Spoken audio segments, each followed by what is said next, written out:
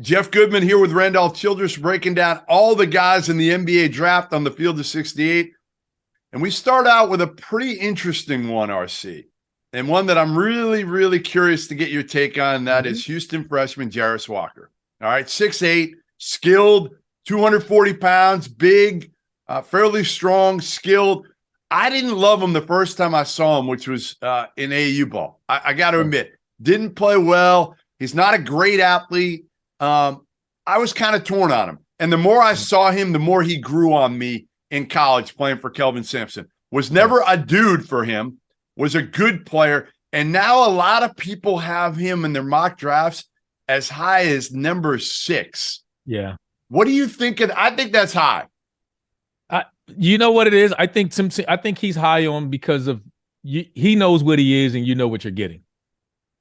If I had to say that's why he's that high. I think offensively you feel like he's a okay to good shooter. I don't think you would say he's great. He's got a little bit of a hitch on his shot would be offensively. I think you'd say he's probably more of a straight line driver if you had to put it down. But defensively, IQ, passing, like he's a guy that you can slide in and physically he's ready to go right away. I mean, he's not going to be your typical come in and, we're going to talk about another guy, later that way with Lively that kind of fits a similar mold. He's a defensive guy, but a high IQ guy, a ball mover.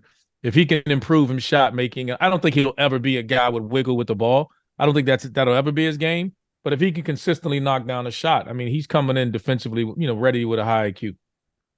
See, I see him more as a 10 to 20, 10 to 15 guy.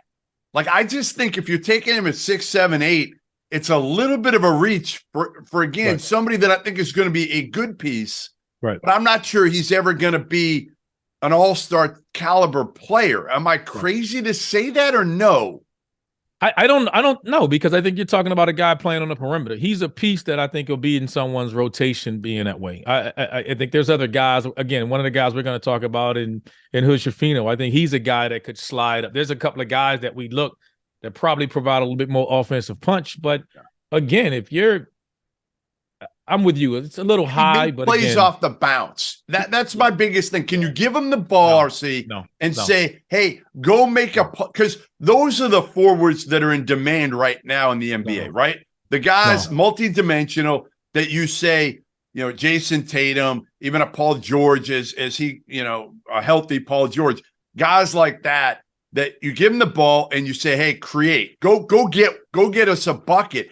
I don't know if Jarace Walker is ever going to be that guy. I think he's a guy that he's going to have to play off other dudes to be able to kind of create and get his. I agree with you. I think his passing ability is so high. I think he's a high IQ guy that you just see some of the plays that he makes, but he's not creating. He's not a guy who's coming off a ball screen. He's not a ball screen decision maker, but he does make the right passes within the flow of an offense. So I think that's the difference. He's just not a guy you give the ball to, go get you a bucket, but his intangibles and everything else, tough, work ethic, winner, all those things, he checks the box. And a lot of these guys I'd say this, Jeff, about certain guys. I would rather draft a guy that knows what he is, because guys don't have time anymore. As we're seeing in the NBA now, coaches don't have time. Yeah, I don't have time to wait. The potential is great when you're an organization like OKC and you're hitting the reset button. But how many other organizations have the patience of OKC to sit around and wait on a guy? So I think it's a little high for what you're accustomed to doing. You probably want to draft a guy a little bit more on a higher upside. But if he can consistently knock down threes, I mean, he was 35% from threes this year. If he can consistently knock down that clip at the next level with the way he's going to be able to defend, I think the versatility in which he can defend, then I think he's a rotational guy, and that's all you ask. And where you're drafting him, as long as you know what you're getting, I think it fits. See, I just think it's hard to draft him that high. So, like, to me, if I'm talking a top 10 guy, I want somebody with higher upside. I agree. I understand that. Yeah. I mean, top 10, I agree. Again, listen, you give me him at Jarace Walker 12 at 15, I'm excited. I'm excited because I think he can come in and help you right away. Right. He learned from one of the best coaches in America who's not going to spoon feed him anything. Right. And made him tougher. Right, made him better on the defensive end. Average 11.2 points, almost 7 rebounds. Shot a respectable 35 from 3. Not great. No. Pretty good shot blocker. Here's my other thing with Jarace Walker. He played in the American Athletic Conference. okay, which was a mid-major plus league last year. Let's call it what it is. Yeah, yeah. It was not the SEC. No. It was not the Big 12. It was not the Big East. You know, he was playing against a lot of teams and a lot of players that aren't even going to be playing professionally when they're done with college. So I think it was good for Jarace Walker, honestly, to be able to get his confidence where a lot of other freshmen around the country struggled mightily last year. He did not. And part of it, I think, was the level of competition helped him early, especially, in conference play. So I like Jarace Walker. Again, I'm not sure I'm as high on Jarace Walker as some others.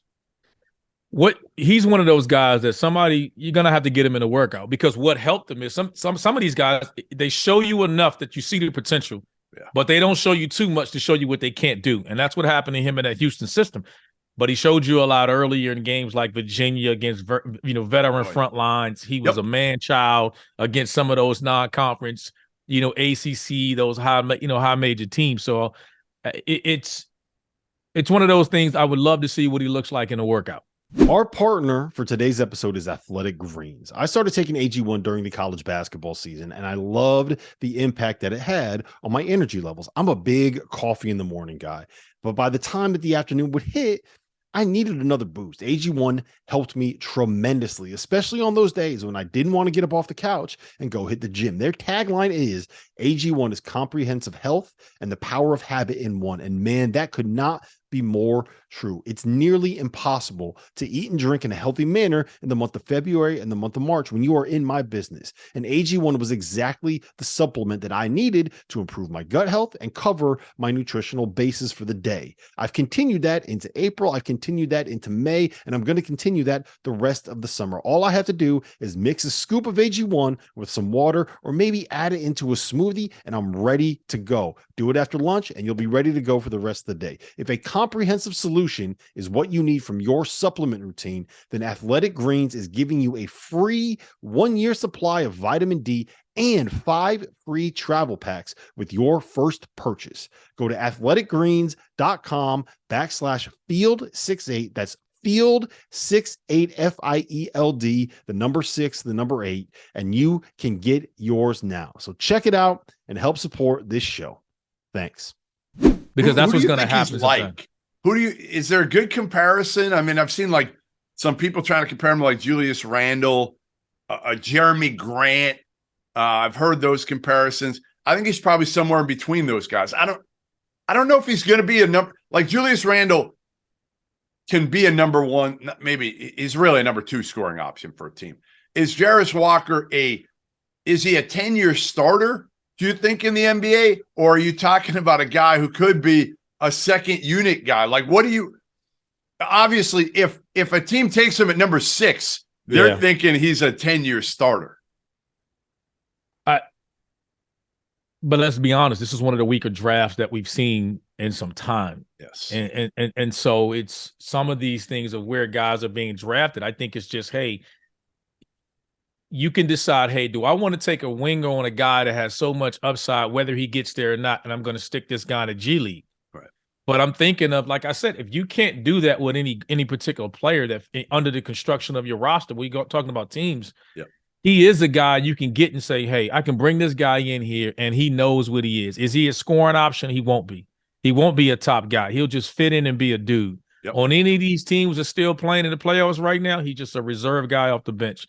I think, like everything else with all these guys, it's just a situation that they get placed in. And he's no different. He needs guys around him that if he gets to come in and defend, be a ball mover, and play well, he looks that much better. If you're going to bring him in and expect him to be a scorer, he's going to struggle. So we got to give these guys some credit. I don't think anybody's going to draft him and be like, hey, we're going to put you in ball screens, put him in a situation that's going to make him uncomfortable. So I like him, but I think because of this draft, he'll probably go top 10. I think he's one of those guys, expectations-wise, I expect him to be lower.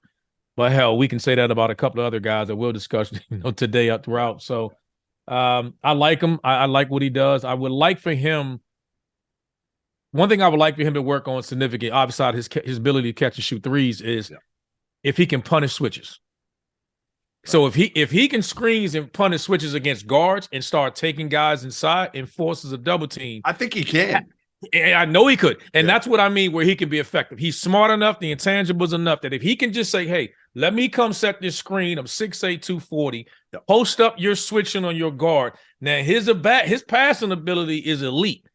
I think he's a big-time passer. Now, all of a sudden, he does that. He finds his way into a roster, and he knows how to play. He's just not going to do it from the traditional way that we're talking about. It's almost like he's a throwback. Right. Like I want to say like we talk about body types like a Paul Millsap type of, he's a throwback guy. He's a big physical guy. He moves well on the perimeter, not overly athletic, but if he can screen and knows how to play and post up smaller guards, if he can do that. He's only 19. I mean, that's the other part. He's 19. He turns 20. So he's still young. He's long, which everybody wants these days, right? He's got a 7'2" wingspan. So that's going to help him at the next level. But I agree. Listen, the biggest thing, he's got to be able to make shots consistently because nobody's going to guard him out there to start. So make corner open threes. And to be honest, you're gonna find yourself on the floor because you're tough. You can move the ball. You're a high IQ guy. You do everything well, nothing elite. I think that's the thing with Jarace Walker to me. He does everything well, nothing elite. But he's young and he's only going to get better. And I think that's why he goes in the top 10 is some teams might project what he's going to be at 22, 23 is far off from what he is today. Then his intangibles are off the charts too. They rave about him. His work ethic's great. He's going to work him. He's going to make himself a player. I mean, he's make himself a player. So like I said, the only thing I like to see him doing here and now is knock down open shots and post up smaller guards. If he does that, if he's allowed to do that within the system, I think he can be effective offensively. His scoring ability is going to come. It has to come late. But like most of these guys coming in, you're not getting the ball. You're not getting 20 shots. You're going to have to come in and figure out that part he's going to do well in.